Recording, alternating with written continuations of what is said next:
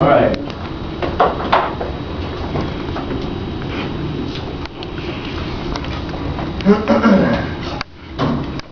According to some of the answers that I got from my survey, most of you know more than a few words that a peculiar style of speaking called Spanglish, which is a mixture of English and Spanish.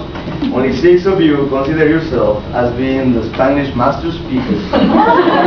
Congratulations! You have a unique way of speaking that is completely normal and do not freak out. However, I guess one day somebody said, why do I have to worry about translating words if I can just make my own language? I heard something like Wi-Fi, like los keys, like la troca, esta la shower, dalo para atrás. It's so creative. But in fact, there's a really good reason behind Spanglish that I'll talk about later. These phrases are spoken day after day at the mall, at the restaurant, but mostly here at school, around campus, when we do it all the time. Isn't it fun? Yes, Spanglish is becoming more complex, and not only a style, but a language itself. When I came to the US to live with my uncles 3 years ago, my cousin Maja used to talk Spanish all the time. It bothered me so much. My uncle used to tell me, Mijo, study para que ten scholarships. I knew that people have different accents, but never mixing two languages together. Besides, I knew people like, I ended up doing it too, and now I'm giving a speech about it. For example, it depends on whether you use Spanish too, because it's not proper. If you use it during a job interview, it will be bothering to the people, and it depends. I tried to grab my cousin a million times, but nothing worked. It's just that Spanglish is the way we speak, and people have to deal with it no matter if they like it or not. Today I will tell you where Spanglish comes from, the different controversial issues around it, and how it will be in the future. Before I start my points, I want to introduce you to Ilan Stevens. He was born in Mexico to a Jewish family. He's a professor of Latin America at Harvard College in Massachusetts, and also a lecturer of the first and only Spanish course offered in there. He's internationally known cultural critic, Spanish translator, public speaking, written many books about linguistics, and he spent most of his last year compiling to publish the first Spanish dictionary. Most of us know that Spanish comes from a Hispanic background and immigrant stuff, but I'll tell you exactly what the reason is behind Spanglish. In an article from the How Stuff Works written by Tracy Wilson, an expert in literature and language from the University of North Carolina, gathered some important information from Stevens, who was back in time when the Treaty of Guadalupe Hidalgo was signed. This was in 1814, and a generous portion of the Mexican territory was sold to the United States. Of course, with all the people that lived there. Those individuals, when you study Arizona, Colorado, New Mexico, and Texas, found themselves speaking Spanish at home, but forced to speak in English to do business transactions and legal issues. So this is one major moment when these two languages come together and start to kind of struggle to see which one was the most powerful, eventually resulting in a coexistence called Spanglish. Geographically, another reason that Stevens found was the closeness to Spanish-speaking nations. He says that for a person from Finland, the English eventually disappeared because people were from so far, and they simply stopped using it. In contrast, we're only 15 minutes away from the Mexican bridge, and people still coming in to remind us that Spanglish is still alive. Now I want to share with you some controversial issues that you may be aware of. I taught only Spanish for 17 years, and when I came into the valley to learn English, I realized that I had to learn Spanglish as well. As I told you before, my cousin Maja, who is 26 years old, used to tell me all the time, Alex, clean the kitchen cuando termines de ver la vista. That is not even a phrase in Spanish. I understood that he was raised learning both languages, and I have no right to change that. But people get discriminated by the way they talk. Unfortunately, we're part of a society who puts us aside and judge people from the RGB of not being educated. That is wrong. I bet people from other places will be more successful if they try to learn Spanish and start communicating with us.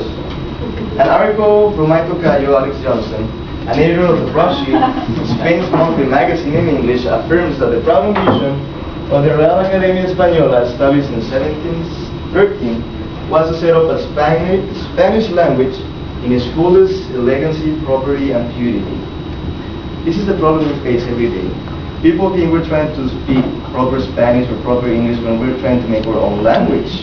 There's nothing wrong with it because remember, people were forced to learn English, and this was the time when Spanish came to struggle and to see which one should be spoken. Johnson also says that Jose is now the most popular name for baby boys in California and Texas, meaning that Spanglish is here to stay and is growing.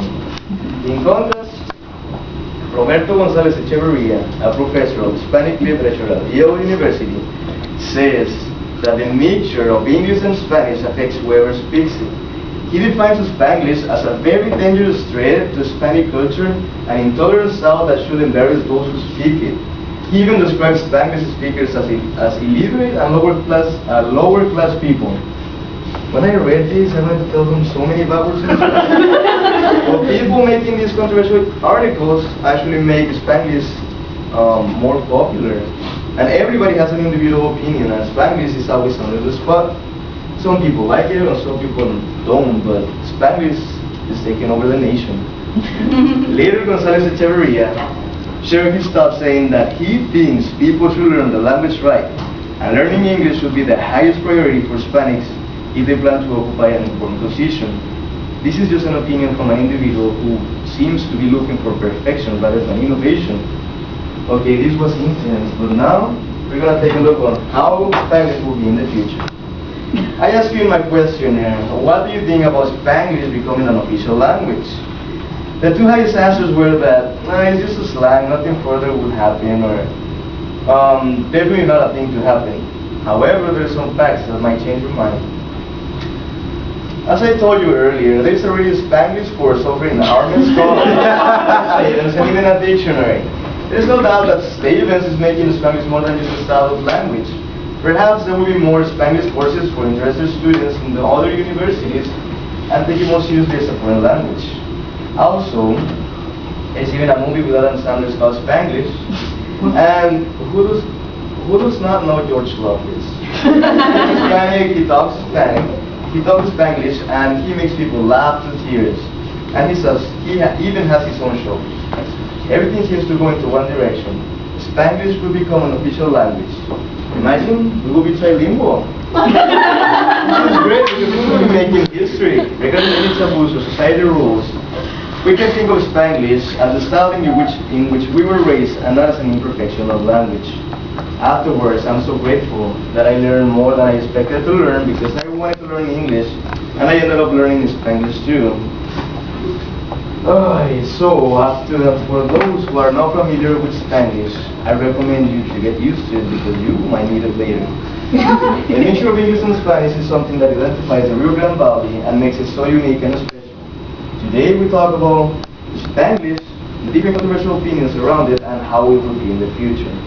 Sometimes we think it is not professional to speak it and judge people as if they were not educated. Nevertheless, we cannot stop it or clean it up like if nothing happened. It is a reality. And before I researched for my speech, I had another perspective. But after reading all these facts, I realized that we need to get informed before criticizing. Definitely respect is the key of living a peaceful life. Finally, Spanglish can be defined in many ways.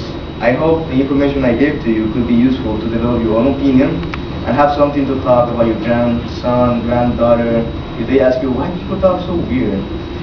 I want to leave you with this quote from Stevens that says,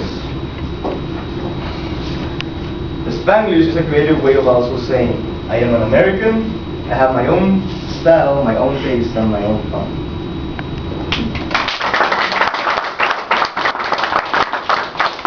I